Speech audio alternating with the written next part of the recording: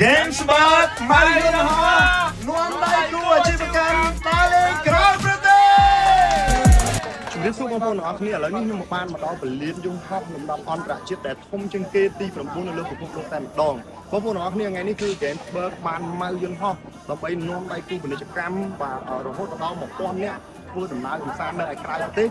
យន្តហោះគឺយើងមកដាច់ហ្មងហើយមិនមែនតែមួយគ្រឿងទេបាទគឺយើងជិះទៅច្រើនគ្រឿងណាស់ហើយទៅជុំគ្នាទៅដល់ចុះភ្លាមញ៉ាំបាយធ្វើដំណើរកម្សាន្តហើយបន្តដំណើរទៅស្ថានភាពតែម្ដងបងប្អូនគ្នាឥឡូវខ្ញុំបានមកដល់សន្តាគារដ៏មួយបាទមកស្ដាប់តែម្ដងគឺថា event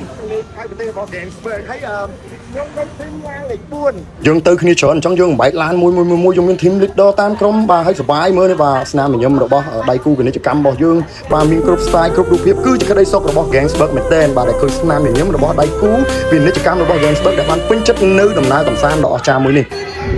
ឡូវចិត្តជិះក្រោយភ័យអត់ភ័យណា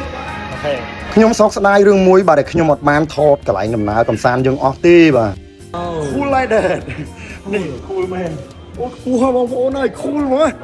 កម្ពស់ឡើងដល់លើយើងឥឡូវយើងនៅលើពពកបាទហៀចាយយើងគឺគាត់សប្បាយណាស់បាទដើរលេងហើយនិយាយរួមទៅគឺគាត់ពេញចិត្តដំណើរកម្សាន្តមួយនេះទាំងការហូបចុកស្នាក់នៅនឹងកន្លែងកម្សាន្តបាទនិយាយរួមទៅគឺអែមហ្មងខ្ញុំនឹងបន្តវីដេអូនៅថ្ងៃបន្តទៀតជូនបងប្អូនអរគ្នា